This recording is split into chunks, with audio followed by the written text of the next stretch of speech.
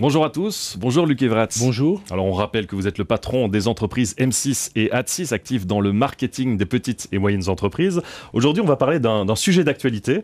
En période de crise, faut-il diminuer ou augmenter son budget publicitaire ? Alors, on a coutume de dire qu'il ne faut surtout pas le diminuer et qu'il faut maintenir la pression. Si on se met un petit peu à la place d'un chef d'entreprise, c'est évident qu'il a moins de return en période de crise de son budget pub et que donc il est enclin à le diminuer un petit peu. Nous, notre stratégie, c'est de dire continuez à investir une part de votre publicité pour accroître votre part de marché. Ce sont des périodes où on sait assez facilement accroître ces parts de marché.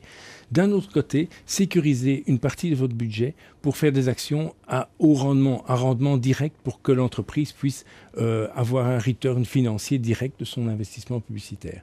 Donc ça, disons qu'en règle générale, un des exemples est d'orienter sa communication vers sa clientèle actuelle. Donc si vous êtes un commerçant qui développe qui a un point de vente de hi-fi, internet, électro, etc., vous pouvez très bien contacter votre clientèle actuelle pour proposer de nouveaux produits, de nouvelles solutions. Alors si ce client il a déjà ce téléviseur, déjà sa voiture, à quoi ça sert de lui en proposer un autre ?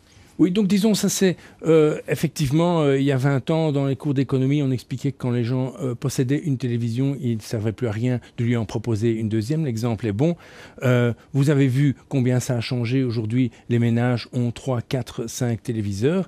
On a aussi observé une croissance importante de la gamme, donc les offreurs aujourd'hui ont une gamme beaucoup plus large. Le principe, c'est de dire, il y a un premier pas qui est fait, le client est acquis, il connaît l'entreprise, il y a probablement d'autres produits ou services à lui vendre. C'est là qu'on retrouve un return le plus rapide possible en période de crise. Et c'est d'autant plus intéressant qu'on peut communiquer par mail, non ?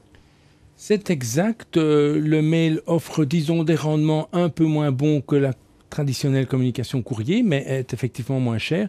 Donc on peut communiquer par mail, par SMS. Encore faut-il maîtriser bien toutes ces nouvelles techniques de communication. Eh bien, merci pour ces informations qui nous permettent d'en savoir un peu plus, effectivement, sur la communication vers le client en période de crise. Merci beaucoup. Merci à vous.